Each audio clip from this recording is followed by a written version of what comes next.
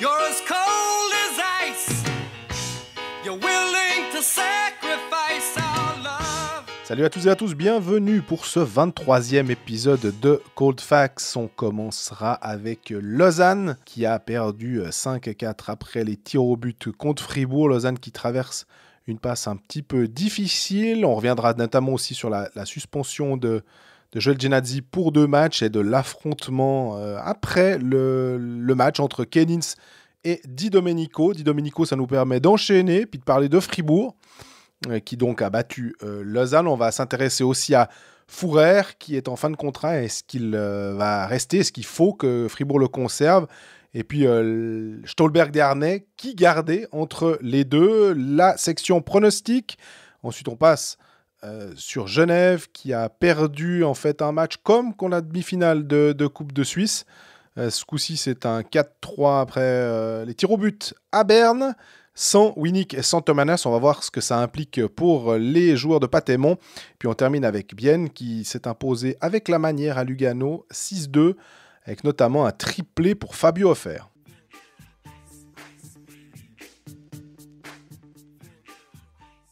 Salut Greg. Salut Jean-Fred, comment vas-tu? Bien et toi? Écoute, pas trop mal. Hein. Un soir pas complet, mais avec bien quelques matchs à se mettre sous la dent un mardi soir, ça fait plaisir. Surtout tous les romans. Ça redevient gentiment la norme, ça fait plein de choses à dire pour nous, donc tout va bien. On y va avec l'habituel théorème de Colfax. Plus on parle vite d'une équipe, moins c'est bon signe. Ouais. Lausanne. Bah ouais, mais surtout Lausanne, en fait, on a l'impression qu'il y a toujours quelque chose à dire, que même quand ils jouent pas, il y a un truc autour de cette équipe. Alors quand ils jouent en plus, on rappelle un peu les derniers matchs depuis le dernier épisode.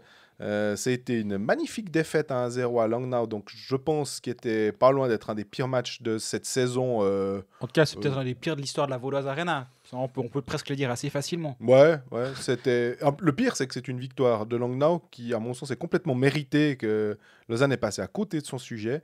Ils se sont un tout petit peu rattrapés, mais il faut vraiment le dire vite, en allant gagner 5-4 à Rapperswil au penalty. Et puis, mardi soir, défaite, là aussi, au penalty, 5-4, même score, contre Fribourg. Ce Lausanne est... Alors, on l'a lu abondamment, et c'est vrai que quand on n'a qu'à s'arrêter au calendrier, hein, on sait bien que quand un Rapperswil a 43 matchs sur 52, donc il lui en reste 9, que Berne en a 35, ça veut dire 17 matchs à jouer, que Lausanne en a 36, donc 16 à jouer, que Genève en a 37, donc 15 à jouer. Ouais. Oui, c'est vrai. Il reste à peu près un mois. Ça va être un mois de mars et un début de mois d'avril dur, mais c'est comme ça, on le sait d'avance. J'ai posé la question hier à Barberio de savoir, lui qui a joué en NHL, qui a eu des matchs à répétition avec des voyages quand tu vas jouer sur la route, même en AHL. Des fois, tu joues en AHL, 3 matchs en 3 jours. Mm-hmm. Donc ça, ils connaissent aussi. Et ce qui est bien, c'est qu'il n'y a pas du tout d'excuse à une éventuelle mauvaise passe qui pourrait être due à la fatigue. Ma foi, il faut faire avec. Surtout qu'on n'a pas vraiment encore commencé cette période infernale. Bon, ils ont eu quand même... Il y a eu une période assez chargée. Comme Berne, d'ailleurs. Exactement. Et Berne, tu as l'impression que Berne a le vent dans le dos en ce moment, j'ai l'impression. Il joue assez bien, il joue du bon hockey, il se relance, disons, mais aussi parce qu'eux, ils sont chasseurs, disons. Ouais. Lausanne a fait ses points, donc tu as peut-être aussi un peu ce moment où tu dis, bon, on est tellement sûr d'aller en play-off, ou du moins de jouer top 6 très probablement, et d'éviter les pré-playoffs. Tu as un peu ce moment peut-être où tu dis, je sais pas, je lève le pied, mais j'ai besoin d'un second souffle, et puis peut-être on va attendre un peu. Et je sais que de ce qu'on me dit, les joueurs sont assez fatigués en ce moment, vraiment. Et c'est pas une excuse, parce qu'effectivement, moi je suis assez partisan de si tu as été 3 fois en quarantaine, et c'est pas les seuls. Je veux dire, Genève a également été touchée, Berne a été touché. Malheureusement, c'est pas aux autres équipes qui n'ont pas eu 3 quarantaines, dont la dernière quarantaine d'ailleurs était très longue de Lausanne, celle de Berne également. C'est pas aux autres équipes d'attendre le train, ma foi, d'attendre à la gare suivante, ma foi, à eux de rattraper finalement.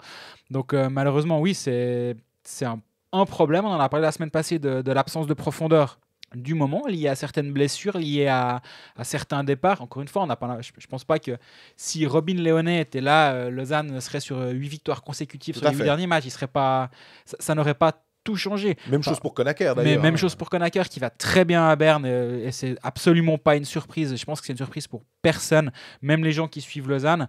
Après voilà, il est remplacé par Hudacek, Konaker. Donc finalement l'absence de Konaker finalement a été remplacée numériquement et la promesse de Svoboda finalement quand il laisse partir Konaker, même s'il nous l'a pas dit comme ça, mais la promesse c'est vous verrez bien, il y aura sûrement quelqu'un qui va arriver. Quelqu'un est arrivé, promesse tenue, donc numériquement Konaker est remplacé.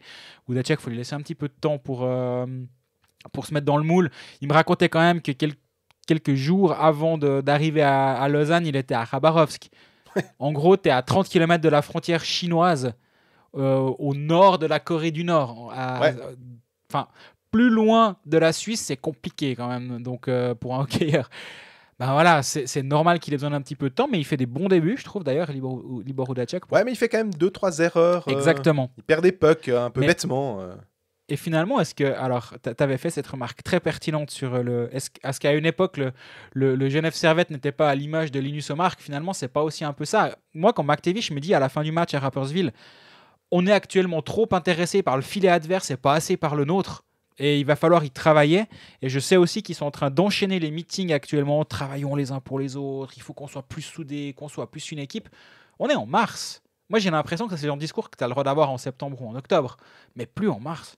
Est-ce que tu serais pas en train, quand tu disais à l'image de Marc, est-ce que là, Lausanne ne serait pas à l'image de Malguin finalement?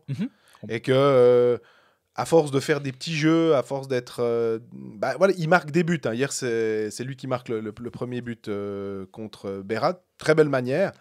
Mais de temps en temps, il y a ce côté je garde le puck sur la palette. Un peu, finalement, un mal qu'a eu, je trouve, Christophe Berchi un temps. Et dont il s'est peut-être un peu débarrassé à force. Et dans une ligne où il a trouvé, en général, il aime bien jouer avec Emerton et avec Kennins. C'est une ligne qui semble être plutôt pas mal. Et là, Malguin, il garde le puck, même en powerplay. On se demandait des fois pourquoi Lausanne n'est pas bon en powerplay alors qu'ils ont tout le talent qu'il faut pour réussir. C'est une des raisons. Moi, je pense vraiment qu'il a la touche passe qui est cassée. C'est terrible, Malguin. Quand il a le puck, t'as vraiment l'impression qu'il joue sa carte personnelle et finalement, en un sens, je le comprends, parce que si ton objectif, c'est de repartir NHL, il faut faire des points, il faut performer, etc. Mais à un moment, il y a aussi l'intérêt collectif qui doit primer. Et finalement, le match à Rapperswil, il est assez symptomatique. Lausanne est globalement pas très bon, mais sur 3 éclairs individuels, c'est Frick, c'est Malguin et c'est Hudacek. À aucun moment, tu peux dire collectivement, Lausanne en a imposé, mais non. Par contre, techniquement et individuellement, Lausanne menait 3-2 contre Rapperswil, justement parce qu'au talent, ils étaient juste meilleurs.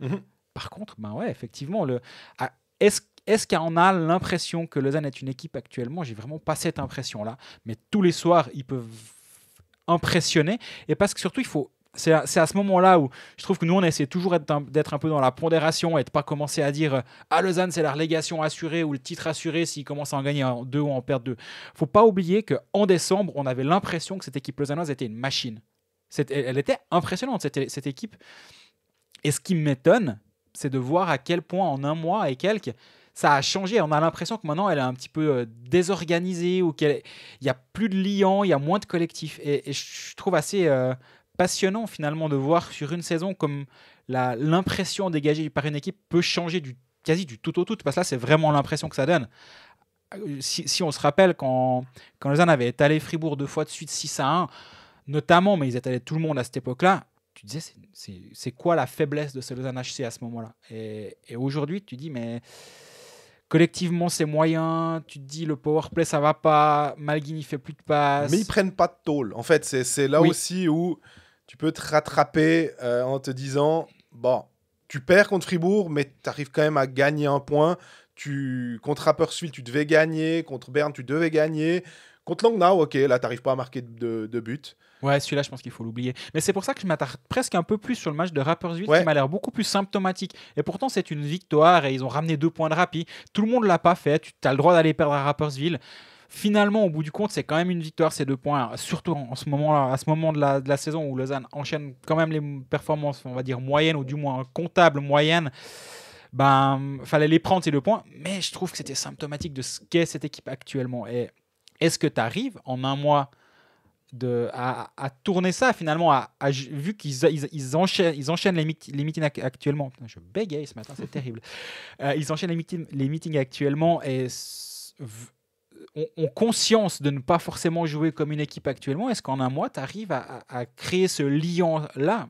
C'est finalement le challenge qui est devant eux. Parce qu'il y a aussi cette histoire des pré-playoffs. Tu disais, bon, on est plutôt à dire que normalement top 6, mais je te dirais que tant que tu n'as pas un certain nombre de points d'avance, ce spectre-là, quand même, de finir 7 ou 8, parce qu'on va dire que c'est en gros les seules possibilités qui s'offrent au club, on va dire entre la place 4 et 8 pour l'instant. Rajoute presque Fribourg, qui n'est pas sûr d'être dans le top 6 non plus. Ouais, moi après, pour l'instant, je trouve que 4 équipes devancent Fribourg, ça m'a l'air compliqué, t'as raison. Mais entre Bienne, Davos, Lugano, Genève et Lausanne, on va dire, il y a ces 5 équipes-là qui, pour l'instant, avec toujours ces matchs en retard pour Genève et Lausanne, bien sûr, quand on aura un classement qui ressemblera un peu au même nombre de matchs, on pourra discuter un peu plus clairement. Mais pour l'instant, il suffit que Bienne ça aille bien, que Lugano ça aille bien, que Davos marche pas trop mal, pour mettre quand même un petit peu la pression sur ces clubs-là. Et si tu es en pré-playoff, tu dois te taper des matchs sur cette semaine que tu peux pas avoir comme semaine de préparation ou de semi-repos, on va dire, qui serait vraiment très utile pour... en fait, tu as envie de leur dire, mais faites un dernier push, Genève et Lausanne, pour être dans ce top 6 et au moins avoir cette semaine pour un peu souffler, quoi. Exactement, parce que là, t'as l'impression qu'ils sont un peu au rupteur en ce moment.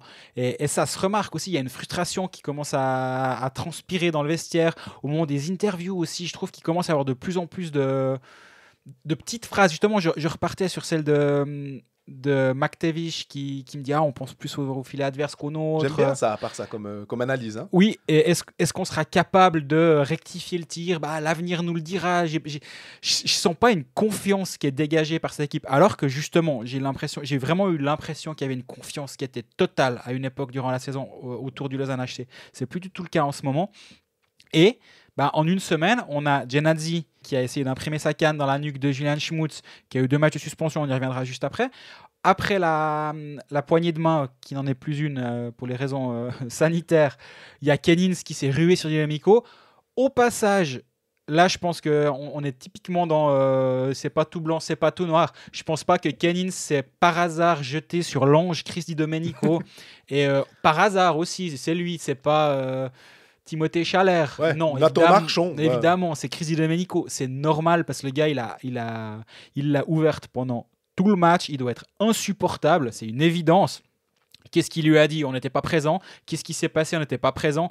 Mais on n'est pas en train. Enfin, à aucun moment c'est le méchant Kenin, c'est le gentil Domenico. Non. Par contre, il y en a un qui a pris 5e match et l'autre qui a pris 2+10. Ouais. La raison, je peux imaginer que c'est un des deux qui est soit l'instigateur, soit qui a jeté les gants. Je pense que c'est par là autour que ça doit se... Moi, j'étais au match, mais malheureusement, j'étais en train de finir des articles. Donc, tout d'un coup, j'ai vu qu'il y avait un bordel sur la glace. Qu'est-ce qui se passe? Et puis, sauf que tu remets le nez dans ton ordinateur parce que tu dois vite finir pour balancer ce qui s'est passé déjà dans le match. Exactement. Et que ça, c'est un fait divers, on va dire, d'après, finalement. Ce qui est étonnant, j'ai revu les images... Ouais, Kenin, il est vers son banc, puis il a vraiment fait 15 mètres pour lui aller chez Di Domenico. Les arbitres étaient à 2 pas, donc ils ont aussi pu faire en sorte que ça tourne pas au règlement de compte ou au pugilat, parce que entre les deux, honnêtement, ça aurait pu être assez solide, on va dire. Mais ça dégage quand même un certain sentiment de frustration actuellement. Ouais. On peut le voir du côté positif aussi, de se dire ils sont un peu en colère contre eux-mêmes, ils se rendent compte qu'il y a mieux à faire, etc. Mais ouais, c'est un signal aussi qui me fait me dire tout n'est pas simple actuellement. J'aimerais t'entendre sur Joel Genadzi, qui a, on le rappelle, donc je l'ai dit juste avant, mis un coup de crosse à Julian Schmutz sur la nuque de Julian Schmutz dans une sorte de rassemblement, on va dire, devant le but lausannois. Il a été pénalisé pour le match et a pris 2 matchs de suspension. Exact. C'était un contact, maintenant je ne me rappelle plus le joueur lausannois qui était devant le but, et puis la canne de Julian Schmutz part dans la figure de Genadzi. On sent qu'il a un peu peur et qu'il réagit de manière sanguine, on va dire. Et moi, quand je vois cette image, déjà, comme toujours, mais c'est peut-être moi qui ai tort de réagir comme ça me fait très peur. C'est pas que je crains toujours le pire, mais autant un coup de poing avec un gant, ça doit pas être agréable à ramasser. Mais je me dis que de la part de types qui vont à la salle de force tout le temps, qui tiennent sur des patins et qui sont capables d'encaisser des charges très violentes, sont trop bronchés finalement, ça va encore. Là, le fait de sortir une canne et un bâton et finalement de venir sur la nuque, j'aime pas le geste. D'ailleurs, Gennady a dit que c'était le geste le plus stupide de sa carrière et c'est pour le coup tout à son honneur de s'excuser puis de dire que c'était stupide. Moi, je pensais 5 matchs. J'aurais trouvé que c'était... Catégorie 3, du coup, en fait, c'est ça. Pour moi, c'est parce que j'aime pas voir ça, puis j'ai pas envie qu'on donne l'impression aux jeunes ou à ceux qui regardent que finalement, bon, mais c'est dans le jeu. Moi, c'est ça que ça me donne comme impression de match. Et peu importe le maillot, alors, vraiment, ce serait n'importe qui. Au-delà du maillot, peu importe la personne. Moi, je pense qu'en fait... Et Dieu sait qu'on aime bien Gennady, on l'a vu à ce micro, c'était sa première pénalité de match, je crois. En carrière, ouais. Voilà. Mais justement, c'est là où je voulais en venir. En fait, souvent, sur cette histoire-là, il y a eu beaucoup de gens qui ont dit « Ah, mais c'est Gennady, donc il est gentil, et c'est un gentil sur la glace. » Après, là, encore une fois, c'est pas un agneau sur la glace non plus. C'est un défenseur qui a une solide expérience, qui est capable de jouer dur, mais qui joue juste, très juste tout le temps. Et correct. Oui. Et je trouve que ça doit pas être une absolution. Ça veut pas dire que sous prétexte que tu es un gentil, tu as droit à un joker. Tu as le droit d'aller envoyer un coup de crosse à un type pour bon, mais c'est lui, il est gentil, mais alors le prochain, il va ramasser. Non. Ouais. Moi, je trouve qu'en fait, la sanction, elle doit être jugée, elle doit être fixée en fonction de la catégorie. Donc, on sait que c'est un match entre 2 et 5 matchs et 5 et plus pour les catégories 1, 2 et 3.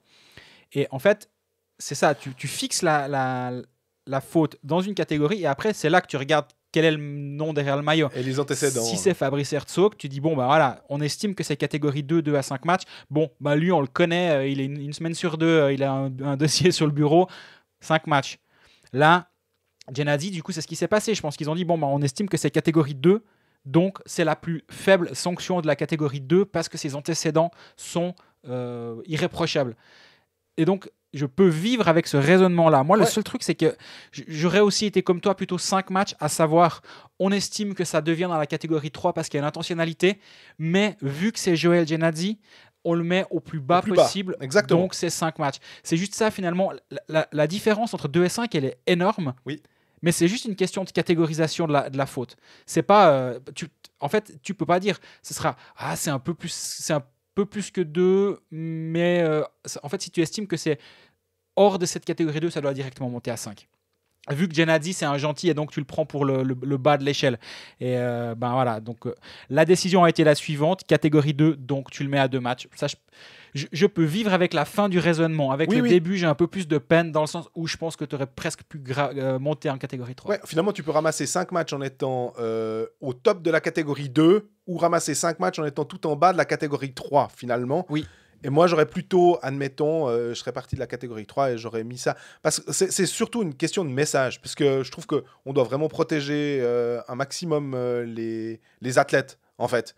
Et que je peux pas concevoir que ce coup-là, c'est bon, il s'est relevé, il est pas mort. Tu as un peu le côté, on est des bons hommes, c'est bon. Je me dis, c'est quand même un coup porté à la nuque et on sait jamais ce qui peut se passer avec ce genre de choses, quoi. Je parlais avec un ami de ça, justement, en me posant une question toute bête. Est-ce que ça pourrait être pénal, ça ? Ouais. Et sa réponse a été, si il est blessé gravement et qu'il reste au sol, son assurance pourrait en tout cas lui dire, va au pénal avec ça, parce que justement, c'est pas une blessure. Si on prend un exemple, et alors vous savez, les auditeurs fidèles savent que je suis pas pour comparer les fautes. C'est vraiment pas le but de ce que je vais dire là. Mais Damien Ria, elle y arriva. C'est une action de hockey. Ouais. Certes fautive, certes punissable et très, très lourdement punie. Mais c'est une action de hockey. C'est dans le... Un peu comme Ronnie Keller d'ailleurs. Hein. Ouais, alors... Ouais. Non, parce que là, en plus, c'est un accident. Là, c'est quand même une faute. Mais c'est dans l'exercice de ta fonction de hockeyeur. Là, j'ai l'impression qu'il y a un arrêt de jeu. Le puck est gelé, l'arbitre a sifflé. Alors oui, pas depuis 7 minutes, on est d'accord. Hein. Mais là, c'est plus une action de jeu. Et c'est là, pour moi, je ferai une différence avec ça. Et c'est peut-être aussi pour ça que Schmutz s'en sort bien. Il a pu finir son match. Il n'y a pas de problème. Mais s'il y a un souci derrière, et c'est aussi ça le problème que moi, je peux voir dans cette sanction-là, c'est que j'ai l'impression que si Schmutz ne se relève pas, finit à l'hôpital, le lendemain, tu as l'article de la Berner Zeitung avec Schmutz à l'hôpital avec une minerve, etc. Est-ce que vraiment il a 2 matchs ? Je ne suis pas persuadé de ça.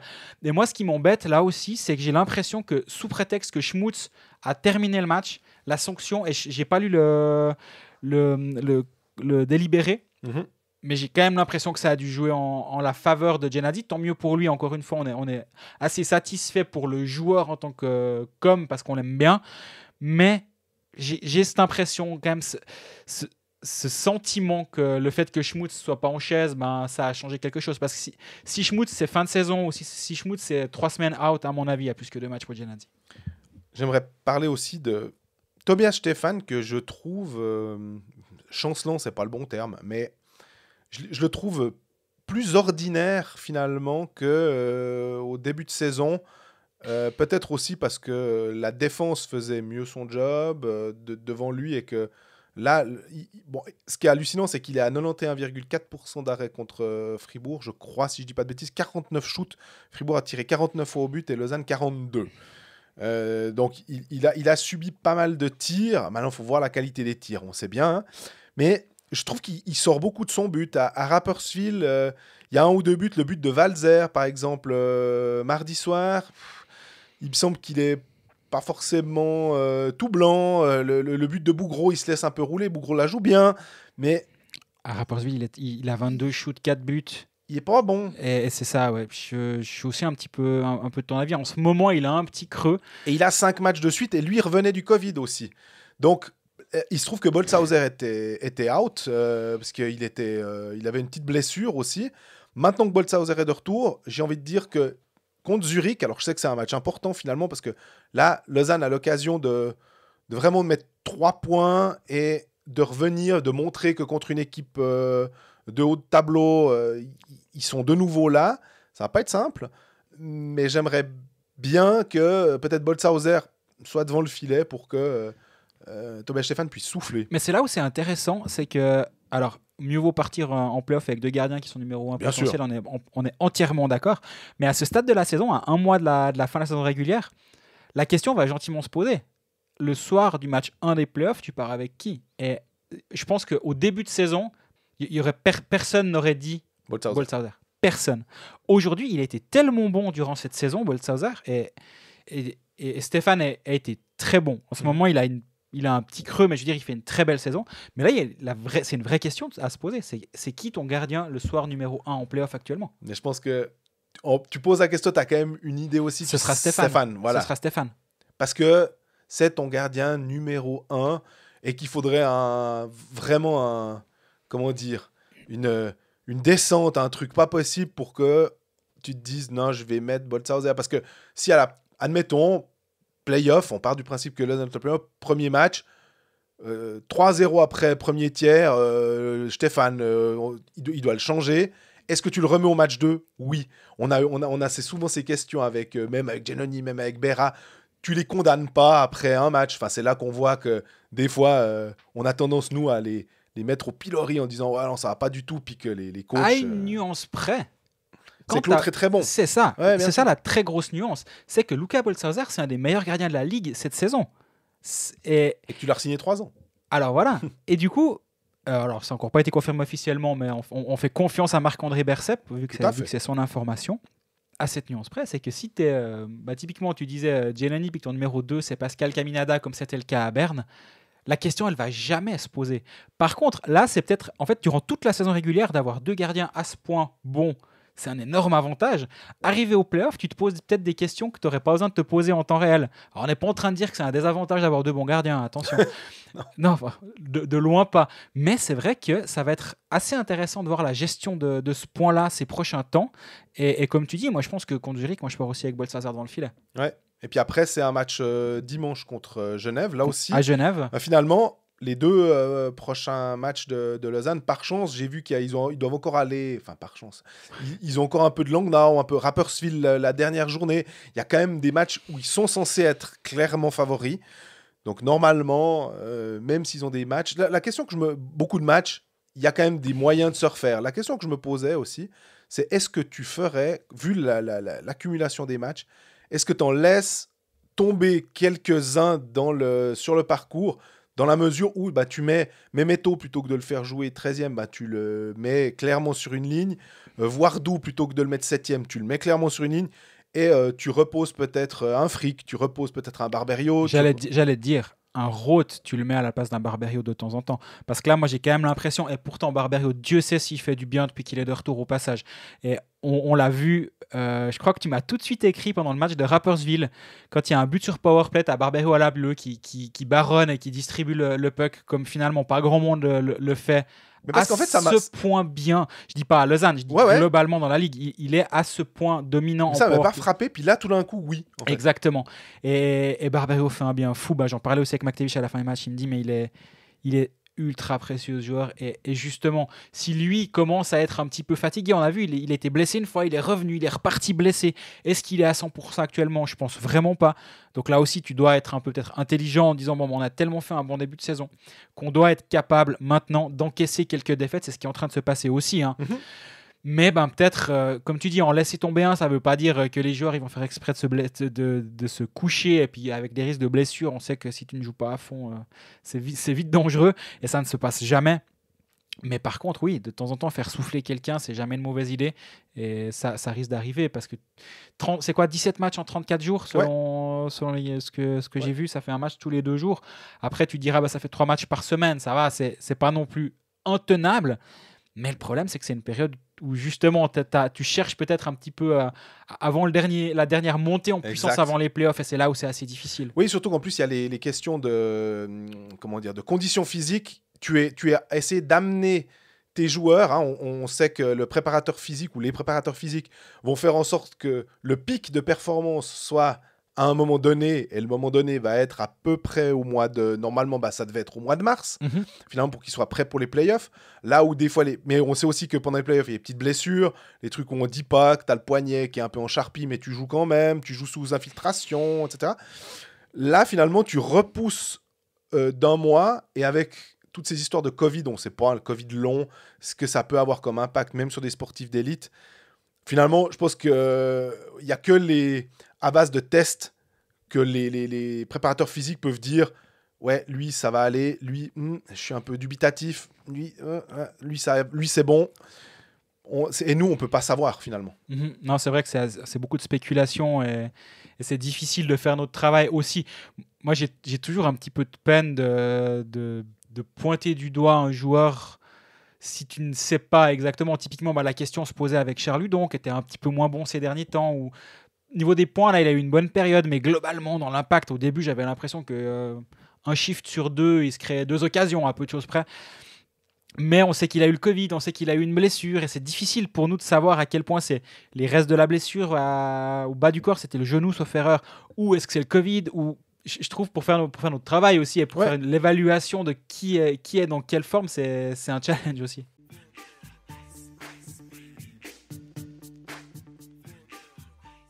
Alors on a abordé Fribourg sous l'angle Di Domenico, quand tu disais avant, avec l'agneau Crisi Domenico qui s'est fait attaquer par le loup Ronald Scannins. Non, pas du tout, pour ceux qui n'ont pas écouté avant, c'est pas du tout ce que j'ai dit. Fribourg qui donc est perdu contre Davos 5-2, peu de matchs pour Fribourg qui finalement alors lui a un calendrier qui est somme toute normal en cette fin de saison parce que justement après avoir beaucoup enchaîné récemment et d'avoir eu pas mal de semaines à 3 matchs. Ils ont enchaîné contre Bienne, c'était facile. C'est des 2 matchs et demi par semaine. Et puis donc 5-4 contre Lausanne mardi soir. Ce que j'ai envie de... J'essayais de mettre des mots sur la performance fribourgeoise à un moment quand il y avait 4-3. J'arrivais pas à trouver un terme en français qui me convenait parce que je me disais, est-ce que Fribourg est plus intelligent que Lausanne, est plus expérimenté? Puis j'étais là, non, c'est pas ça. Mais j'arrivais pas à trouver mieux que l'intelligence dans le sens où je trouvais qu'il jouait peut-être... C'est peut-être la simplicité du jeu. C'est qu'il ne se compliquait pas et que quand il y a une situation donnée, il y avait peut-être un petit coup de patin en entrée de zone, un petit délai qui était posé. On regarde la situation comme elle se fait. Le défenseur, il est intelligent, il vient, il monte. Il prend pas trop de risques puisque les Lausannois sont bas dans leur zone. Et il vient, il amène et il y a but. J'ai trouvé que même sur le powerplay, tu as le 4-3 de Di Domenico. Gros cafouillage devant Tobias Stéphane. Ça arrive à la 40e, à 55 secondes de la fin du tiers. Bête pénalité de Grossman, tu profites pile à ce moment-là. Ton powerplay, il n'était pas exceptionnel jusque-là, alors que dans le powerplay de Fribourg est bon. Mais là, tu profites, ils arrivent.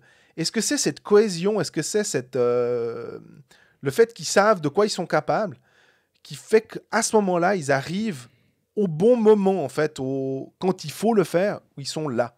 Ouais, moi je trouve que sur ce match-là, en tout cas, contre Davos, c'était vraiment pas une bonne prestation globale sur 60 minutes. Là, au contraire, je trouve que c'était bien, c'était complet comme match. Fribourg, on peut presque dire à la fin que Fribourg perd en points contre Lausanne, je pense. Ouais.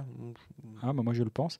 Mais ce qui n'a pas été le cas du tout cette saison contre Lausanne, au contraire, des fois tu avais l'impression qu'ils étaient contents de déjà en marquer un quand ils se prenaient des 6-1. Il y avait le match à Fribourg, hein, avec le goal de Sprunger avec Stéphane, là, qui avait été annulé. Hein, exact. Oui, mais il y a eu 2 défaites 6-1. Oui, mais ça, elles sont presque loin, j'ai envie exactement. de dire, hein. Mais là, je trouve, moi, ce que j'ai trouvé intéressant, et tu l'as mentionné avant, c'est Jordan Bougro, mais c'est aussi Valzer qui marque, c'est Eren qui marque, Bougro. Et ta première ligne, Bikoff, Dernay, Motet, a été beaucoup plus discrète. Et malgré tout, c'est ces joueurs un peu de deuxième plan qui sont capables de venir et de faire la différence. Samuel Valzer, on en parle, nous, une fois ou deux de temps en temps quand même.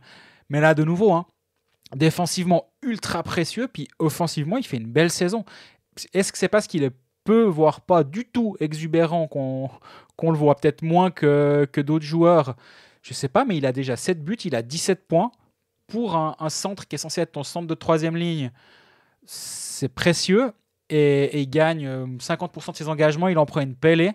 Donc ce joueur-là, je trouve que dans les, on va dire les, comment dire, underrated, les sous-estimés, c'est terrible, c'est Colfax, on parle plus qu'en anglais ici. Non, dans les joueurs un peu sous-estimés, lui, pour moi, c'est l'un des principaux parce que ouais, il fait globalement beaucoup de choses très justes sur la glace et défensivement, il est précieux. Et là, voilà, en plus, maintenant, s'il commence à marquer de temps en temps des buts, ben, c'est une vraie arme pour Fribourg. Ouais, parce qu'on se rappelle, il y a un temps, il était à 3 buts, 17 passes, un truc comme ça. Il avait vraiment beaucoup de peine à marquer. Il avait ses points, mais là, tout d'un coup, c'est un peu plus utile.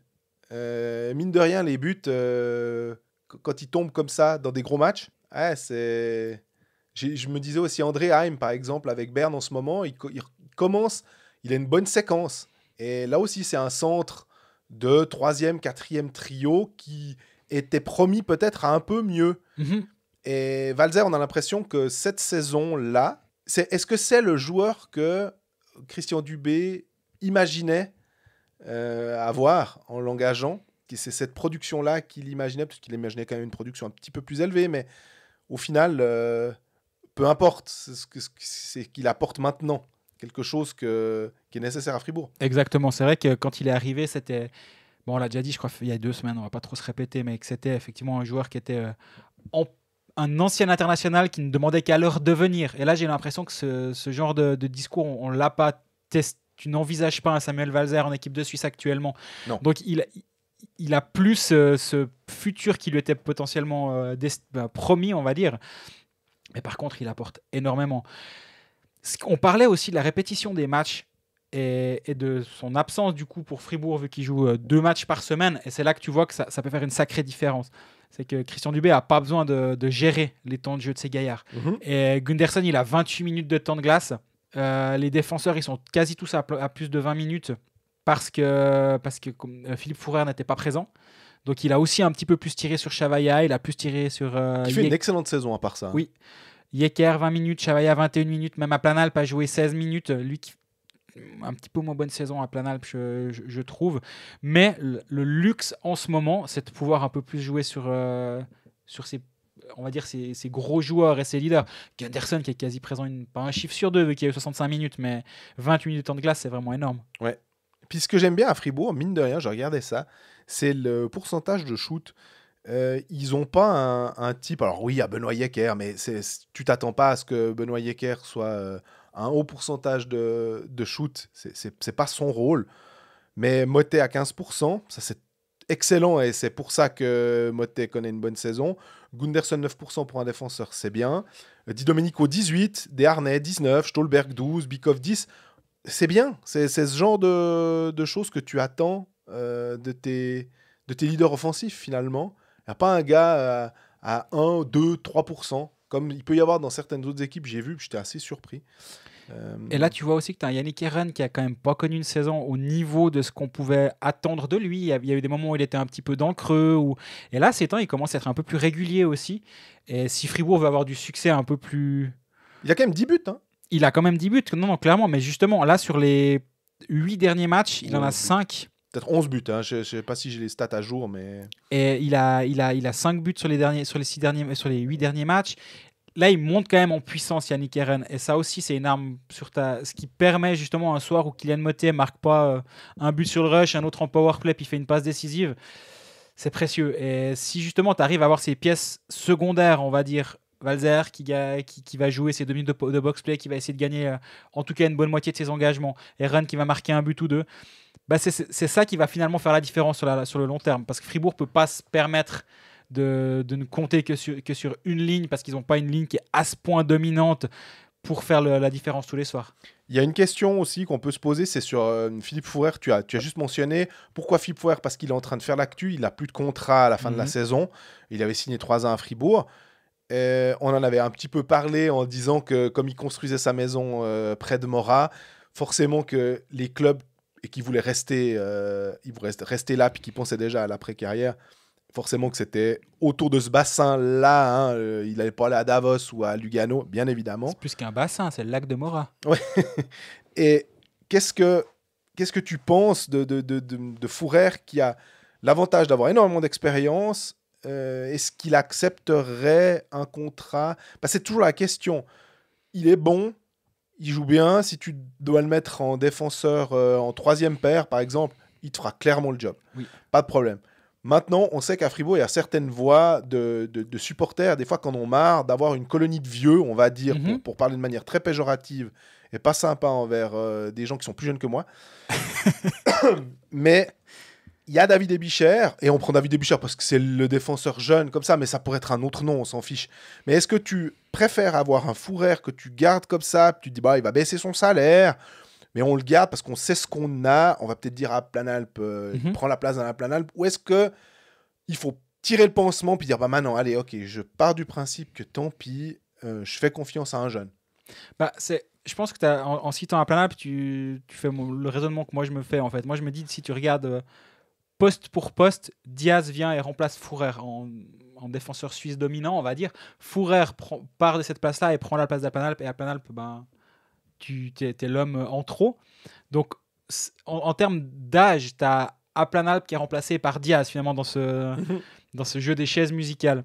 Après oui, c'est une évidence que la défense fribourgeoise va pas se rajeunir en remplaçant Aplanalp par Diaz ou si peu, mais Fourer c'est assez tendu parce que quand il est là, moi j'aime bien sûr.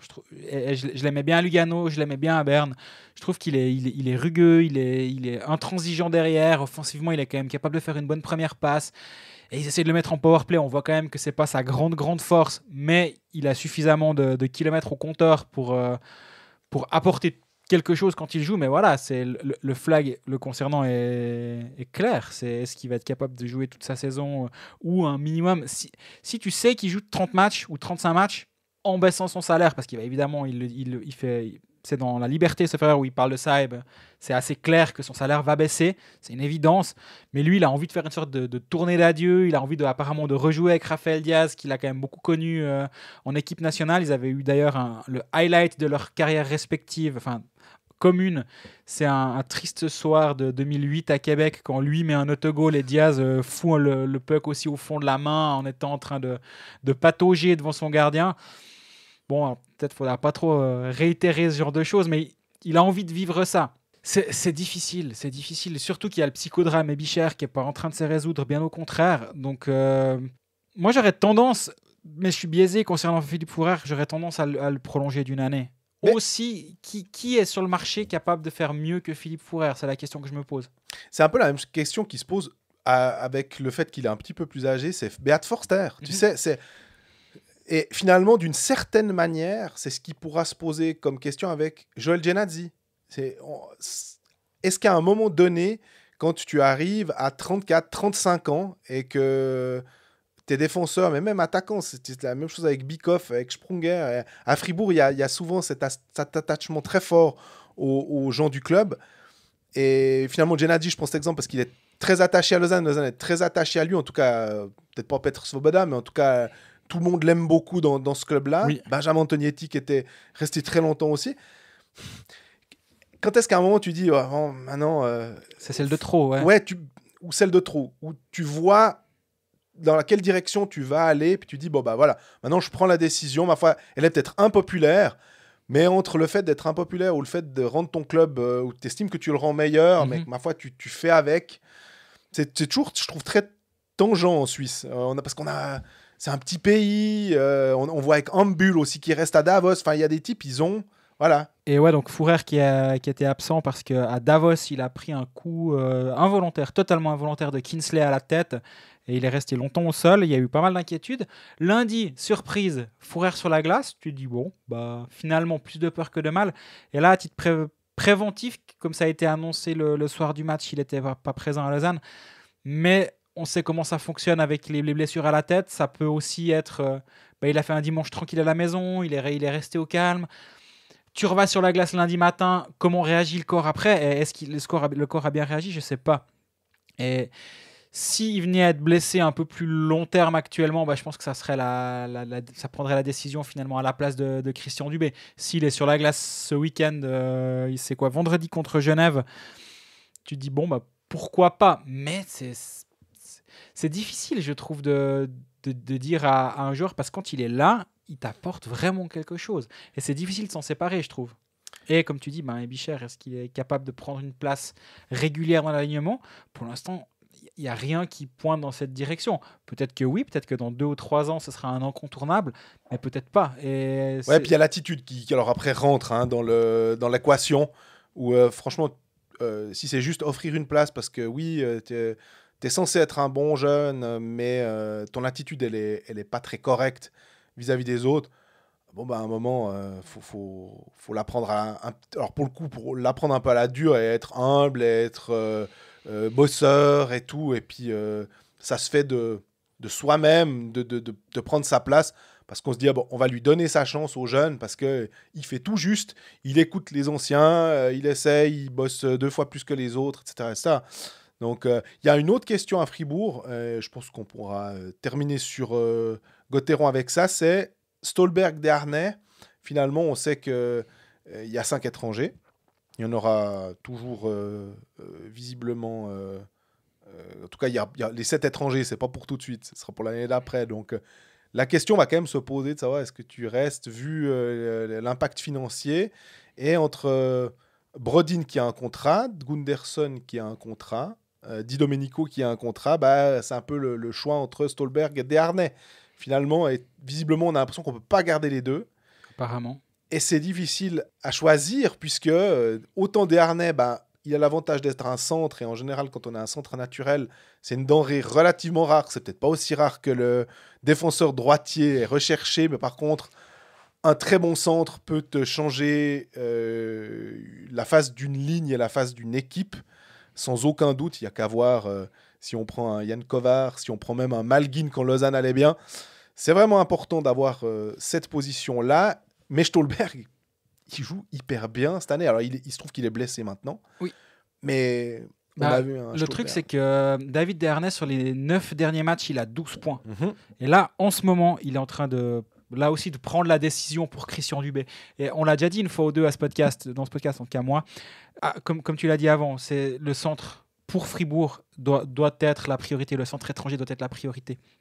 Parce que Stolberg va être remplacé par Daniel Brodin finalement, avec des qualités différentes. Brodin a pas le même jeu que Stolberg, bien au contraire, offensivement, il a beaucoup moins d'impact, il a d'autres qualités.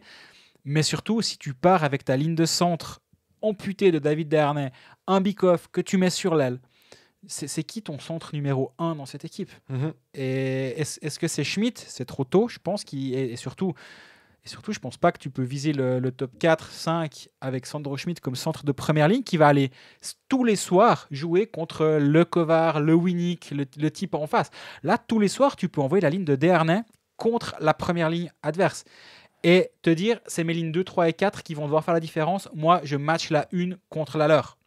Et c'est là où David Desharnais il est très précieux parce que non seulement il est capable de jouer et de tenir tête à un Jan Kovar sur un premier centre, mais il va produire offensivement malgré tout. Et c'est pour ça que je pense que, alors ça peut être Desharnais, il peut s'appeler autrement, ce centre étranger de première ligne. C'est pas parce que Desharnais est là que ça doit forcément être lui. En même temps, tu sais ce que tu as avec lui. Et c'est peut-être aussi une petite sécurité de savoir que il est là, il est en bonne santé. Il le connaît. Christian Dubé est un ami de Desharnais, donc ils se connaissent vraiment bien. Et je peux imaginer que Desharnais, s'il ne la sent pas d'une saison de plus, il va le lui dire très clairement. Écoute, je commence à me sentir un peu cramé, ça va être un peu limite. Si ce n'est pas le cas, il va jouer, il devrait être encore performant une saison. Pour moi, c'est une évidence que Desharnais doit avoir la corde dans cette discussion.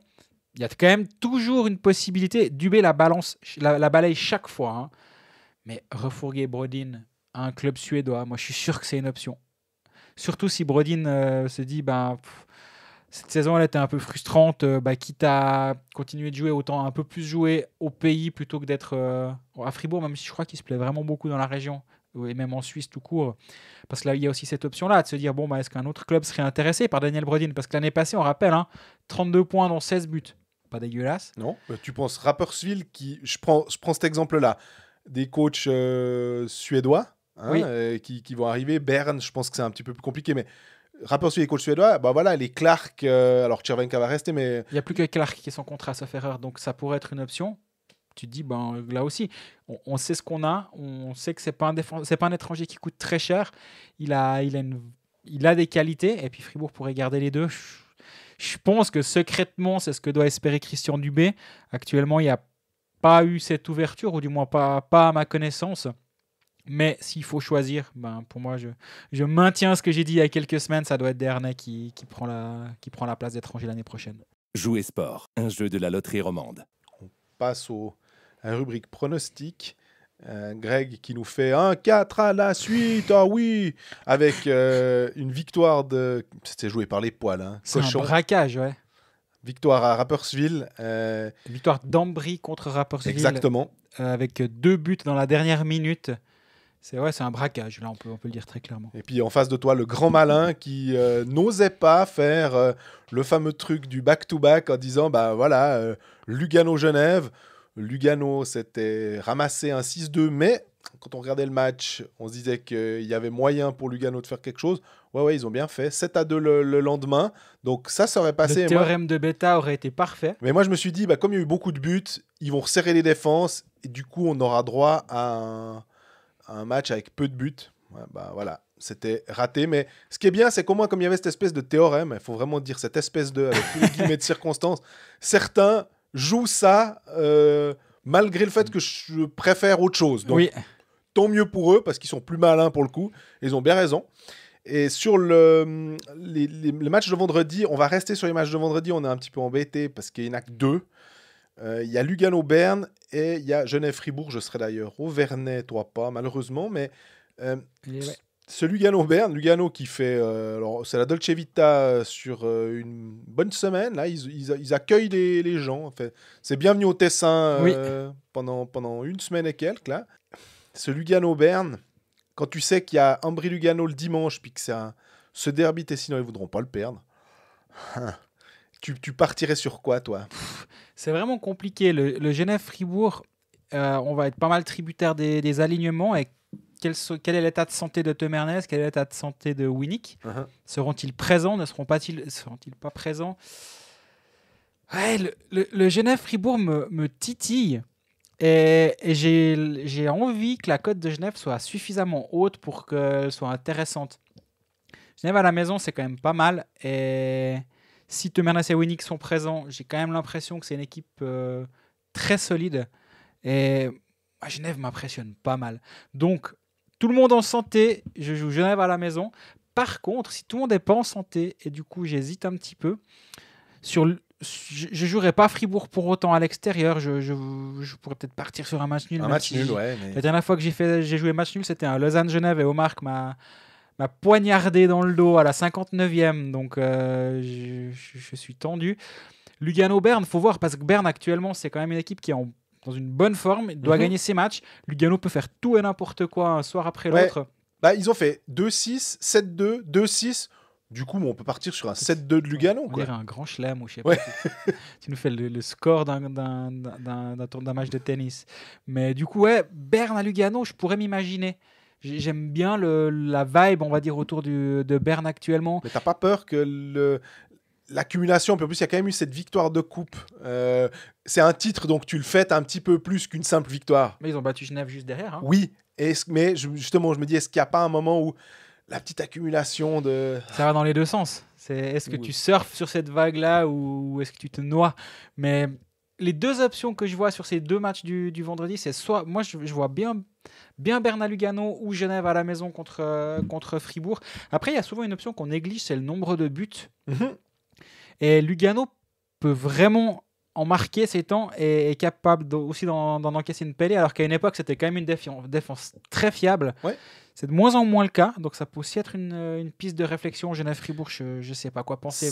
C'est Zurkirchen qui jouait contre Bienne. Donc peut-être est-ce que Schlegel serait devant le filet contre Berne. Je trouve quand même Schlegel un peu plus sûr que Zurkirchen. Oui. Surtout cette saison. Donc je me dis que là aussi, j'aurais tendance à dire qu'ils ont resserré les boulons. Que Pelletier, sait que vu qu'il y a ces pics et ces vallées, ils sont capables de faire 7-2 contre Genève et donc d'encaisser que 2 buts face à une attaque intéressante. Voilà, et que Berne, qui sont convalescents, mais oui, ça marche bien, mais il faut... Je sais pas, moi j'aurais... On est mal, quoi. En gros, c'est ça que tu es en train de me dire. Ouais, parce que j'entends, ça fait depuis bientôt 5 minutes que tu dis rien de très précis. On sait pas. Donc, réponse sur nos réseaux sociaux vendredi matin à 9h tapante pour voir ce qu'on a décidé. Non, mais Berne, moi je crois que je partirai sur Berne vendredi. Moi, ce qui m'inquiète dans ce que tu dis, Greg, c'est que juste que victoire en coupe dimanche soir, je précise le soir quand même, mardi, jeudi, on oublie qu'il y a un Davos-Berne. Et vendredi, le Lugano-Berne. Donc, ils vont dormir entre deux. Voilà. L'enchaînement des matchs. Ouais, c'est pas faux. Donc, en fait, on n'est pas plus avancé. Il y en a un des deux qui avait une idée, et puis hop, on casse tout. Bravo. On ne sait pas. Alors, rendez-vous vendredi matin avec la cote Jouer Sport qu'on aura décidé de tenter. Jouer Sport, un jeu de la loterie romande. On passe à Genève. Justement, on en a parlé. Je me suis dit, j'espère qu'il ne va pas trop... déflorer ce qu'on va dire sur Genève en parlant de Winnick et de Temernes. Mais après donc ces deux matchs contre Lugano, on rappelle 6-2 victoire, un peu peut-être imméritée ou en tout cas plus chanceuse que le score n'y paraît. Ouais, pas immérité, ouais, effectivement. Alors, voilà. Tu fais bien de te reprendre. Et puis 7-2, alors le lendemain, pour un back-to-back où Manzato a vécu une soirée compliquée. Et des clous aussi dans la foulée.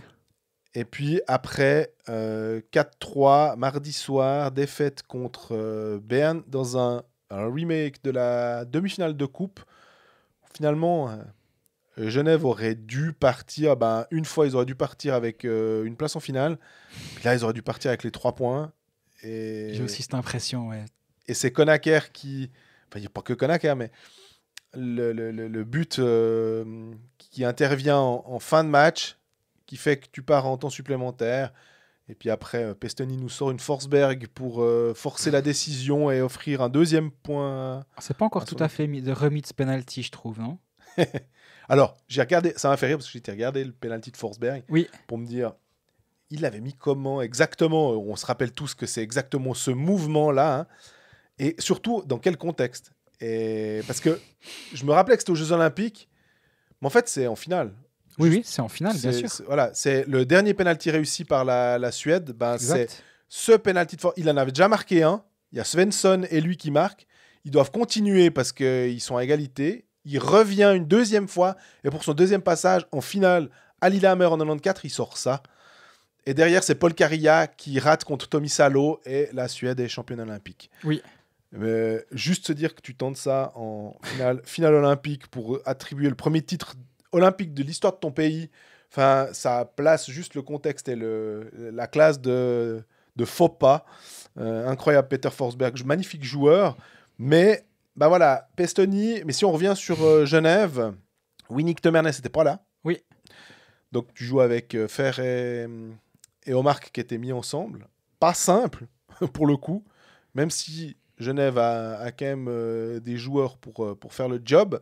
Et que Berne, même si Berne revient, faut pas non plus, je trouve, c'est pas Zoug, quoi. Il y a quand même, il y a du mieux, mais ils partent quand même de très loin aussi. Ils partent clairement de loin, je suis d'accord avec toi. Par contre, on le disait quand Berne était au fond du trou, que c'était une équipe qui valait mieux que son classement, qui valait mieux les fameuses statistiques avancées qui servent à rien, etc. Ben non, au bout d'un moment, on voit aussi que ils n'étaient pas suffisamment bien payés par rapport à ce qu'ils produisaient comme jeu, par rapport à ce qu'ils faisaient sur la glace. Et tu voyais que tôt ou tard, ça allait probablement tourner un petit peu. Et là, c'est en train gentiment de tourner. Est-ce que ce match-là, ils devaient le gagner ? Pas forcément, non, effectivement. Par contre, est-ce qu'ils l'ont gagné ? Oui, ça s'appelle une régression vers la moyenne. C'est toujours la même chose. Et donc, voir Berne aller un petit peu mieux, c'est absolument pas surprenant. Moi, ce qui me plaît bien dans cette équipe de Genève, c'est Tanner Richard. Ouais. Et Dieu sait si on peut être critique envers ce joueur quand il est chiant, parce que des fois il est chiant sur la glace, il faut juste le dire, parce que tu sais ce dont il est capable. Tu sais, j'ai un peu l'impression que c'est l'élève qui est très fort, mais tu vois qu'il n'a pas envie de faire ses devoirs, puis du coup il t'a envie de dire, mais t'as envie de mettre un pied aux fesses, puis dire, mais travaille un petit peu, puis t'es tellement doué que tu vas aller loin, quoi. Ouais, en fait, tu lui donnes tu lui rends son travail, tu lui mets la moyenne. C'est ça. Ou un petit peu au-dessus de la moyenne, mais tu te dis, mais t'aurais tellement moyen de. C'est ça. De faire beaucoup meilleurs. mieux que ça. Et là, Richard, sur les 5 derniers matchs, c'est 7 points. C'est un but et 6 passes décisives. Le but, comme tu disais, toi, je sais que tu l'as beaucoup aimé, ce but sur contre-attaque, passe de Rod. Ouais, parce que j'adore ce petit move, parce que je le trouve ultra intelligent. Il attend quelques centièmes de plus. Sur une contre-attaque comme ça, on pourrait imaginer une réception, soit automatique, soit bloquer le puck et envoyer un poignet en lucarne plutôt. Et là, il attend juste le petit instant de plus que Karunen se décale. Le but est ouvert. D'ailleurs, au début, en fait, en vitesse réelle, j'ai pas compris comment il était entré. Oui, pareil. Et c'est en voyant le ralenti depuis derrière le but que je fais « Oh, le cochon !» En fait, comme il le dépose juste à ras glace, c'est quand même assez gonflé parce qu'on sait qu'avec la bottine, le gardien peut quand même effectuer. Et l'angle, il a pas c'est pas très ouvert finalement pour lui. Et vraiment là, Richard, en plus, à 4 contre 5, et Genève n'a pas su profiter de ça. Et Genève n'a pas su profiter d'un excellent match de Marco Miranda aussi, et on sait que j'ai commencé à faire 2-3 manifestations en ville pour avoir Marco Miranda avec un rôle un tout petit peu plus... Mais une manifestation avec un masque alors. Ah oui. Et pour le voir un peu plus avec un rôle un peu plus en vue, là il joue sur une ligne offensive, marque ses buts 5 et 6. Je pense vraiment qu'il a moyen de jouer sur une des deux premières lignes, ce joueur. Et comme la ligne numéro 2, on va dire, est assez figée avec Rod, Richard et Vermin, ce qui est tendu, ça veut dire que tu dois mettre Miranda à la place de Tyler Moy sur ta première ligne. Ça veut dire que Moy, tu le mets avec peut-être Fer en troisième ligne et Cast. J'aimerais vraiment qu'on y arrive à ce Marco Miranda en première ligne. Je suis sûr qu'il peut faire une superbe fin de saison. C'est drôle quand tu parles de ligne figée. Je me dis, on vit quand même des saisons, en tout cas une saison, celle-là, mais je pense qu'on peut retrouver des exemples par le passé multiples, de se dire que maintenant, on n'en toucherait pas à la Rod Richard Vermin, alors qu'au début de saison, on n'aurait jamais pensé toucher à Omar Vermin et puis Ria, en fait. Exactement. On se disait, mais cette ligne, qu'est-ce qu'elle est forte. On n'aurait jamais pensé toucher à Gibbons, Malguin, Hudon à Lausanne. Puis tout d'un coup, par la force des choses, il a fallu changer. Et puis, ils en sont pas revenus. Et puis maintenant, on a l'impression que Là aussi, Kenin, Semerton, Berchis, ils sont les trois là, bah, tu les fais jouer ensemble. Il y avait à Zurich qui sont aussi un petit peu embêtés parce que Ro Andrighetto, bah, Ro étant blessé, tu ne pouvais pas le garder. Donc il essaye avec Hollenstein. Enfin, il y a des lignes, Simeon, Kovar, Hoffman. À un moment, Tangnes avait changé Hoffman et Kovar. Il l'avait mis en 3e ligne, Hoffman. Mais pourquoi Et il est revenu et finalement, maintenant, tu te dis, bah, Simeon, il continue. Il a 20 buts, je crois, cette saison. La saison qu'il fait, lui. Voilà. Bah, Desharnais, Motet, Bikoff, alors qu'un temps c'était Schmidt, Di Domenico, Herren, il y avait des lignes, on les imaginait pas. Et maintenant c'est cette ligne avec Vermin, Richard et Rod. Et ils sont bons en plus en box-play. Ouais, alors Rod, Richard... qu'est-ce qu'il est bon en box-play. Alors, c'était sa tâche principale à Copenhague, si tu te souviens. Bah, c'était ça qui me revenait à l'esprit. Avec Tristan Chervet. C'était des pestes en box-play, ça devait être insupportable. Dans le bon sens du terme. Bien sûr. Et Richard, il a près de 3 minutes en box-play, 2 minutes 44. Donc offensivement, il produit sur cette ligne avec Vermin et Rod. Défensivement, il produit et en plus, il est efficace et en plus, il joue du box-play. Actuellement, le Tanner Richard du moment, c'est vraiment du tout bon Tanner Richard. Donc pour Genève, c'est précieux parce que comme on disait avec Fribourg, où la première ligne de Desharnais Motet était peut-être pas forcément flamboyante à Lausanne, mais grâce aux joueurs, on va dire, un peu plus de profondeur, ils ont fait la différence. Alors là, quant à profondeur, ces 3 joueurs internationaux, je trouve que c'est pas si mal comme situation dans laquelle se trouver pour Genève Servette actuellement. On a aussi eu quelques annonces de licence B à Ajoie. Si je dis pas de bêtises, on a Arnaud Ria et puis Denis Smirnovs qui pourrait éventuellement aller suivant comment. Maintenant, la Swiss League, il y a les playoffs qui vont commencer. La saison se termine le 7. Il y aura les pré-playoffs qui vont enchaîner la semaine d'après. Oui. Donc c'est le 7 mars. Hein. C'est un mois avant finalement les playoffs de National League. C'est assez spécial donc de voir qu'ils ont réussi à boucler leur saison. Comment tu vois ces juniors? Parce que on parlait de la profondeur de banc à Lausanne et du fait que Léonet était parti et que là, Arnaud Ria pourrait aller quelques matchs en Ajoie, mais pendant les playoffs, après s'il ne peut plus être appelé, ça va plutôt être la fin de saison, quoi. Mais ce que m'avait dit Patrick Aymon au moment de l'envoyer en Ajoie, sauf erreur, c'était pour aller quelques matchs et reprendre un peu le rythme et puis jouer un peu plus parce qu'ils savent que la période qui vient, il va falloir que tout le monde soit dans le rythme. Donc, moi, j'ai plutôt l'impression, mais peut-être que depuis, ça a évolué. C'était il y a 2 semaines que j'en avais parlé avec lui, que l'idée, c'était plutôt de lui dire va jouer, va prendre un peu de temps de glace là-bas, puis tu nous reviens dans le rythme, parce qu'actuellement, on n'a juste pas de place pour toi, et donc ce serait dommage de te donner du 45 secondes par tiers-temps et puis de chauffer le banc. Donc, mais par contre, si Arnaud Ria commence les playoffs avec Ajoie, effectivement, il doit les terminer avec Ajoie. Et donc, en tout cas, Smirnov, je n'ai pas du tout l'impression que ça n'arrivera. Par contre, Arnaud Ria, peut-être que c'est une option. Hein. Est-ce qu'ils se disent on a suffisamment de profondeur? Mais moi, je ne pense pas. Parce que sur une des ailes, tu as Patry, sur une des ailes, tu as Timothy Cast. C'est pas non plus comme si tu avais des internationaux à tous les niveaux. Et puis comme, je sais pas, un Zurich qui peut se dire, Simic, on n'en a pas suffisamment besoin, on préfère le poser à Getse à un moment. Je pense pas que ça n'arrivera avec Arnaud Ria, mais je peux complètement me tromper, évidemment. D'ailleurs, Smirnov, c'est 6 points cette saison. On va pas refaire l'histoire d'Denis Smirnov cette saison, mais c'était tellement chouette l'année passée. Et puis, par la force des choses, il est moins présent, il joue un peu moins. Mais quand on regarde bêtement un point de vue statistique, c'est 6 points en 30 matchs. C'est un peu frustrant, je trouve. Oui, complètement. Mais je crois malheureusement que ce sujet, on l'a déjà débattu suffisamment. Bien sûr. On l'a déjà mis en avant suffisamment longtemps pour ne pouvoir que le regretter. Mais en même temps, comme on disait juste avant, finalement, la force de Genève Servette actuellement et la qualité offensive de Genève Servette actuellement fait que tu as des pots cassés. Puis c'est l'un des pots cassés actuellement. Tu as aussi un Eric Fer qui joue en 3e ligne du coup avec ça. Et c'est là que tu te dis que cette équipe genevoise, elle est en un sens presque plus impressionnante que la lausannoise en l'état. quand tout le monde sera de retour et que Josh Duris va, par exemple, rentrer dans l'alignement à Lausanne et que ça viendra presque ton centre de 4e ligne, là, on pourra gentiment voir les choses différemment. Avec Malguin, Emerton, Duris, Almond, qui peuvent tous jouer sur ces positions de centre. Mais en l'état, oui, Genève est plus impressionnant que Lausanne, c'est sûr. Alors, on a parlé du calendrier infernal lausannois, du calendrier bernois, mais le calendrier genevois, il est pas mal. Hein. On a Genève-Gotteron le 5 mars, donc vendredi. Le 7 mars, Genève-Lausanne. Le 9 mars, contre Ambry. Alors, on va dire, dans le malheur, finalement, c'est 3 fois à la maison.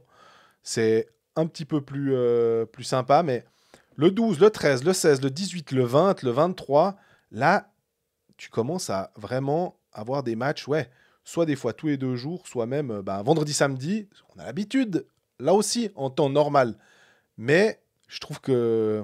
Est-ce qu'il y aura aussi une sélection des matchs, finalement, de la part de Genève? Je me dis... Et c'est que, finalement, avec ton idée de Ria et Smirnov, peut-être tu les fais un peu jouer, mais tu vas avoir plus recours à Exactement. eux et aux juniors élites que tu as ou à des licences B pour finalement arriver à tenir cette fin de saison qui est... Ouais, elle est solide. Hein. Ouais, justement, c'est pour ça que le move d'Arnoria fait vraiment énormément de sens. C'est que tu sais que tu auras besoin de toutes tes forces ces prochains temps, parce qu'effectivement, on a beaucoup parlé de Lausanne et de son calendrier, mais c'est pas les seuls. Mais je vois Genève moins sur les rotules actuellement, justement, que Lausanne. Et la gestion des énergies durant ce prochain mois, et pour l'une et pour l'autre équipe, sera absolument capitale. Il y a encore des matchs contre Fribourg, il y a des matchs contre... il y a un match contre Zug, ça va. Il y aura encore après un autre match contre Lausanne le 23, mais... Et le 1er avril, ils ont quand même... Le calendrier, il est pas simple, je trouve. Tu t'affrontes pas 3 fois Ambry, 4 fois les Tigers, et puis 3 fois Rapperswil, on va dire. Et parce que même, ils doivent encore affronter 2 fois Berne, mais on l'a aussi annoncé que Berne qui remonte, qui doit viser forcément une place en pré-playoff pour le coup. Ah oui, eux, ils n'auront pas trop le choix. Hein. Et ils doivent quand même s'accrocher, ils voient que ça va un peu mieux. Donc ça va vraiment être finalement assez intéressant, de toute façon, cette fin de championnat régulier. On va dire que s'il fallait lancer les pré-playoffs une saison, c'était celle-là. Hein. Ouais. Parce que s'il n'y avait pas les pré-playoffs, en gros, on aurait déjà quasi tout le monde en vert au télétexte. Bien aurait 17 points d'avance sur Ambry, première équipe non qualifiée pour les playoffs. Et là, on serait en train de se dire, encore un mois de championnat. En gros, ça va jouer ça va jouer placé pour les derniers mois de championnat. Même Berne, ils vont pas réussir à revenir. Là, au moins, on a un vrai championnat avec 3 niveaux il y a on va dire, même quasi 4 luttes, on va dire. 3. Non, il y a Zug. Zug, ils luttent entre eux, ils font leur machin. Mais les autres se placent de 2 à 6. Autour de la barre, on va dire, tu as Lausanne, Davos, Genève, Lugano et Bienne qui jouent pour éviter les pré-playoffs. Après, en dessous, tu as Ambry, Rapperswil et Berne qui jouent pour se qualifier pour les pré-playoffs. Et si possible, après, tu essaies d'éviter Berne au premier tour des pré-playoffs s'ils qualifient pour les équipes d'en dessus. À tous les niveaux, ça va être impressionnant, ça va être intéressant, et je me réjouis de voir justement les dernières journées de championnat, comment ça va se passer, parce que il va falloir jouer malin aussi pour bien se positionner sans trop le montrer quand même.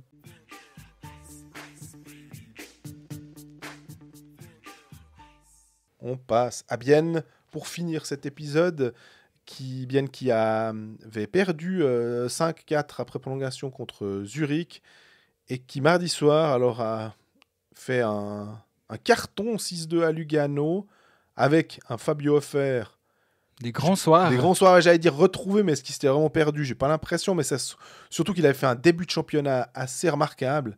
Ceux qui l'avaient hockey manager se frottaient les mains d'ailleurs, mais là sur le 6-2, c'est 3 buts en assist, tranquillos. Hein, il devient le meilleur buteur du HC Bienne depuis le début de saison, avec 13 buts maintenant.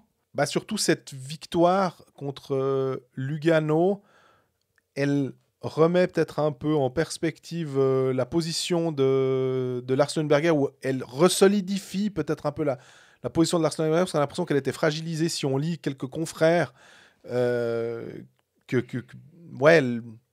greffe, Leuenberger pour le coup là, qui avait remplacé, on se rappelle, au pied levé, à peu près Antti Tormeinen à la suite de son cancer et de la rémission et le fait qu'il devait se soigner. Est-ce qu'on pourrait avoir Martin Steinegger à la bande, parce qu'on avait l'impression que c'était un peu la solution la plus logique, la moins coûteuse, et puis surtout le fait qu'il l'avait déjà fait avec beaucoup de succès. Avec beaucoup de succès, exactement. Puis c'est un peu la méthode. On avait parlé, j'allais dire c'est un peu la méthode Christian Dubé, mais non, c'est un peu que la méthode Christian Dubé c'était la méthode Steinegger en fait. Exactement, c'est exactement ça. Sauf que le Steinegger s'était retiré finalement pour laisser d'autres et qu'il avait vraiment fait pour le coup le tampon. Il avait, sauf erreur, il avait 6 victoires en 7 matchs oui. Et il avait perdu le 7e de tête. Et il avait un peu joué là autour en disant que ben voilà, c'était le bon moment pour arrêter. Mais moi, j'étais pas convaincu par Leuenberger avant son arrivée. Ouais. Je suis pas forcément convaincu par Leuenberger maintenant. Moi, j'arrive pas à donner du crédit à ces ajustements entre les matchs et ou in-game par exemple. Alors, je suis moins critique sur cet aspect-là, mais moi, j'en reviens aux 6 défaites sur 7 contre une équipe de Fribourg sans finalement le moindre changement, j'ai l'impression, dans l'état d'esprit, dans l'approche du match, dans la tactique là autour. Et je me dis que c'est quand même un petit peu limite de sa part. Est-ce qu'il y a suffisamment péril dans la demeure pour se dire il faut aller avec l'option nucléaire, à savoir mettre Martin Steinegger à la bande? Je ne suis pas convaincu par ça non plus, dans le sens où Bien fait pas dans une mauvaise passe du tout finalement. Hein. Ce match contre Zurich, c'est pas un mauvais match. Il y a juste eu ces 3 défaites de suite qui font un peu tâche. C'est celle contre Lausanne qui fait un petit peu tâche, mais à Lugano, c'est solide. Vraiment, c'est solide, je trouve. Après, moi, je pense que le truc avec Lugano, c'est l'équipe que j'arrive le moins à comprendre dans cette ligue. Vraiment. Mais justement, alors, c'était un peu l'extrême. C'était le Lugano-Genève en 2 soirs avec 2-6, 7-2. Pour moi, c'est Lugano qui est expliqué en 2 fois 60 minutes. Ça, ils sont capables de tout et n'importe quoi. Et ils sont imprévisibles à souhait. Et finalement, Bien en a aussi profité pour aller remporter une belle victoire là-bas. Et elle était importante, celle-là, à part ça, hein, parce que si ça se passe mal, le match à Lugano, tu vois Lugano monter à 67, Bien reste à 57. Et du coup, tu prends 10 points dans la tronche par rapport à Lugano et la barre est à 7. Ouais. Et en fait, Bien était dos au mur et Bien a réussi à être convaincant, à remporter une victoire convaincante. Comme tu disais avant, grâce à un excellent Fabio Offer notamment. Mais mentalement, je trouve qu'elle est presque plus impressionnante à ce niveau-là, dans le sens où tu n'as juste aucun droit à l'erreur sur ce match-là, et ils ne sont absolument pas plantés. Donc, en commençant pourtant mal, avec ce but de Wellinger qui tombe après 5-6 minutes de jeu, mais derrière, ils ont réagi et ils n'ont pas paniqué. Offer marque directement derrière, et avant la première pause, il y avait déjà 3-1. C'était pas plié, mais Bien a vraiment rapidement réagi, et ça doit aussi être porté au crédit finalement du coach. On peut pas juste dire quand le coach perd il est nul, puis quand l'équipe gagne les joueurs ils sont forts. Je pense que ça doit être un tout petit peu plus complexe que ça. À part ça, quand tu regardes le classement, ça nous perturbe un peu cette barre à la 6e place. Ça rejoint un peu ce que tu disais avant, le championnat qui a du sel grâce à ça. Mais d'un autre côté, si on reprend le Bien qui a 60 points en 40 matchs, c'est 1,5. On dit qu'en général, si tu fais 1,5 point par match, tu es en play-off. Oui. En fait, ils sont 8e avec 1,5 point par match. Derrière, Ambry a le même nombre de matchs, 40, 43. 17 points d'avance, il n'y a aucune chance qu'ils reviennent. Non. Si on était sur du 8, on ne se poserait pas la question. C'est là aussi où des fois, comme tu disais avant, on a tendance à pas faire des grandes phrases, partir très haut, descendre très bas. Parce que finalement, le championnat, on nous a mis cette barre-là. Oui. On nous la mettrait après le top 3, que ça changerait complètement ce qu'on doit dire. Et finalement, c'est débile parce que la barre serait après 8. On dirait, non, mais tranquille, Bien, fait du bon job, il n'y a pas de soucis, ils ont leur point et demi par match.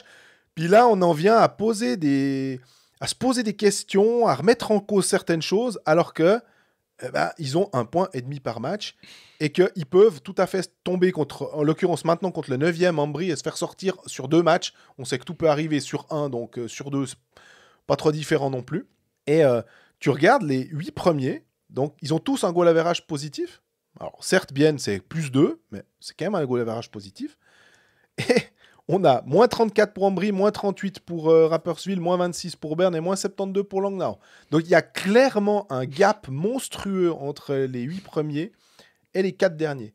Les 8 premiers ont un goal average positif et les 4 derniers ont un goal average négatif. Exactement. Salutations à Philippe Ducarreau, vers qui on se retourne très régulièrement quand il faut parler de ce genre de choses. Mais pour dire, Bienne fait une bonne saison. Il faut qu'on se dise, il faut qu'on remette cette barre à la 8e place, je trouve. Non, mais c'est... Pour évaluer les performances. Et le point par match, il est finalement très bon. Parce qu'on l'utilise toujours en temps normal.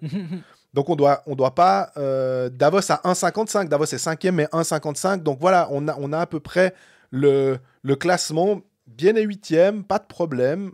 C'est bien a fait ses points. Mais bah, ma foi, voilà, il y a ce petit sel en plus qui peut te coûter... cher. Ouais. Cher, parce qu'après, tu joues une série en 3 et en préparant cet épisode, c'est exactement ce que je te disais. C'est une série en 3, hein, le pré-playoff. Donc, en gros, en mardi, jeudi, tu peux être poussé, quoi. Si ça se passe mal à la maison, le match 1 de cette série en best of 3, ben, t'es dos au mur, le match 2 à l'extérieur. Et bon courage.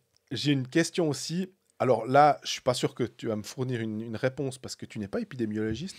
Malheureusement, c'est dommage. Même si tu es très bon sur ces questions-là. Je fais des théories sur tout, donc pourquoi pas sur ça, tu sais. Ouais, non. Justement, on évite de faire des théories sur les choses qu'on connaît pas. Mais en l'occurrence, on va simplement être clair. C'est que le 22 mars, peut-être que il pourra y avoir retour de personnes, je suppose, en nombre très restreint. Mais admettons que... Et là, on parle du 22 mars, mais les playoffs, ça commence un petit peu plus tard.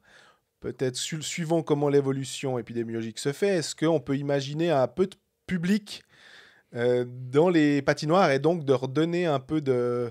Ouais, ce petit sel en plus pour les joueurs. Quand on voit que... Alors, je pense que c'est une idée qui n'est pas géniale, mais le Texas et le Mississippi ont décidé la semaine prochaine de tout ouvrir. Donc, c'est... plus de masques nécessaires et c'est plus de limites de rassemblement finalement.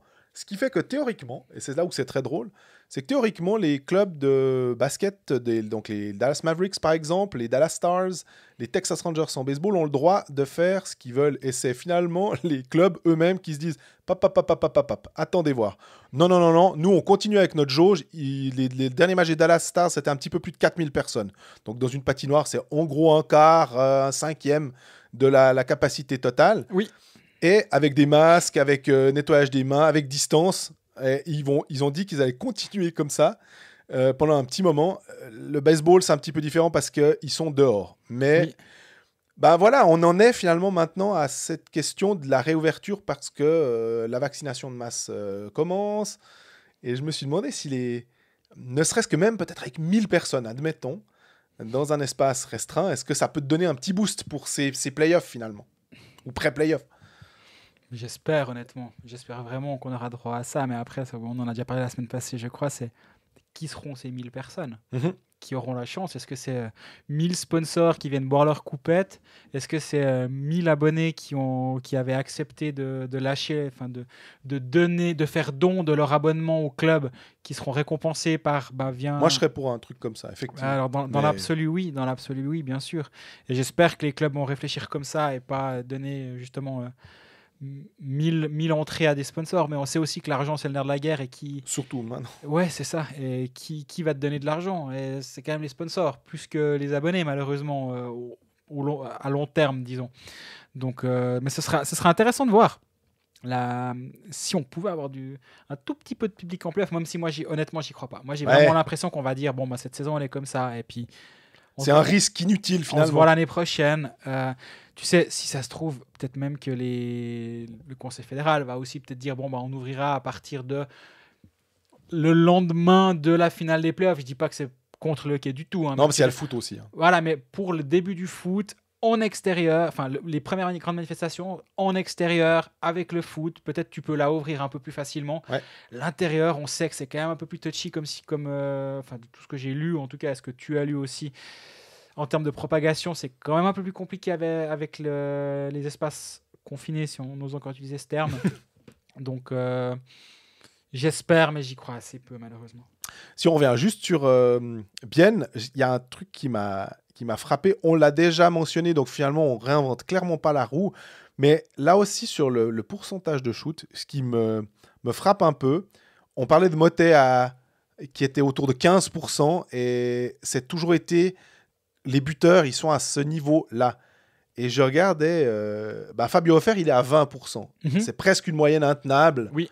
Ou alors, tu connais une saison incroyable, Au-dessus de la moyenne. Oui. mais c'est au-dessus de la moyenne.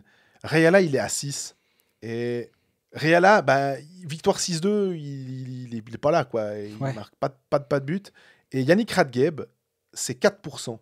Et Yannick Radgeb, qui est la pierre angulaire du powerplay et qui est surtout un joueur qui est capable d'envoyer vraiment des pucks forts, enfin qui est un buteur sur le powerplay. C'est pas seulement... On parlait de Barberio dans le sens du blue liner qui dirige le jeu. Playmaker, quoi. Voilà, le quarterback qui va diriger, qui sent bien les coups. Radgeb, c'est plutôt le finisseur, finalement, même s'il est défenseur et qu'il est aussi un peu à la patrouille à la ligne bleue. C'est 4%. Je pense que si Bienne veut espérer aller un poil plus loin, mine de rien, ils attendent plus de ces deux joueurs-là, finalement. Oui, je suis d'accord que sur le powerplay, même globalement, bien. Et le powerplay va bien de Bienne. Hein. Oui, mais Radgeb est un petit peu décevant à ce niveau-là. Par contre, ouais, on a Yanis Moser, on en a pas mal parlé aussi ces derniers temps, qui était un poil. En tout cas, au niveau du scoring, on a toujours dit que défensivement, il y avait rarement grand-chose à lui reprocher. Là, on voit qu'il recommence de temps en temps à faire ses petits points par-ci, par-là. Donc, c'est une bonne chose. Et ça compense aussi peut-être une partie du scoring manquant de Yannick Radgeb, notamment au powerplay. Et à part ça, on sait que c'est la pire statistique existante en hockey sur glace, ou en tout cas celle qu'on n'aime pas trop, c'est le plus-minus. Hein. Je suis bien d'accord.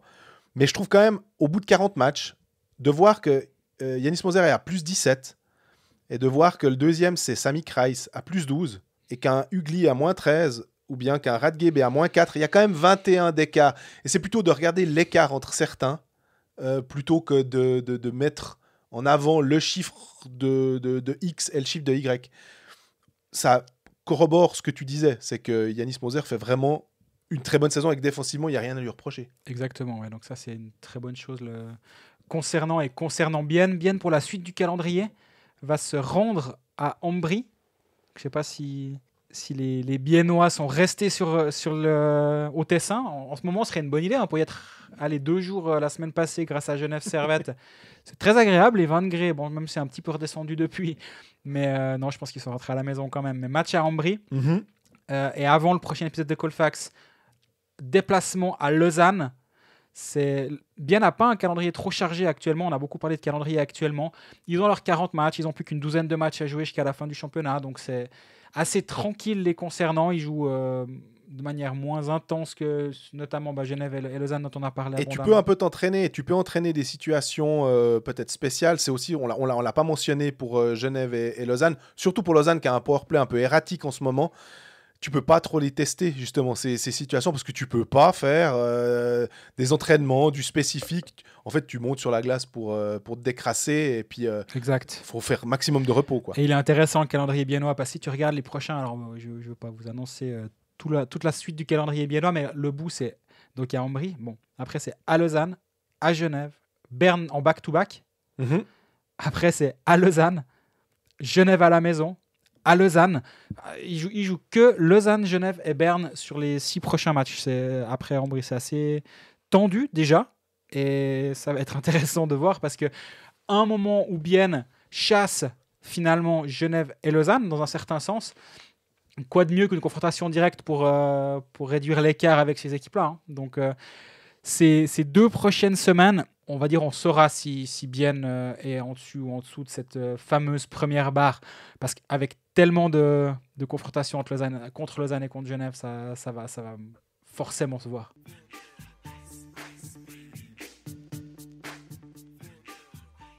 Alors, on est au terme de cet épisode numéro 23 de la saison de Colfax. Merci pour votre fidélité, pour vos gentils mots tout au long de la semaine. Ça nous fait toujours vraiment beaucoup de plaisir de vous lire.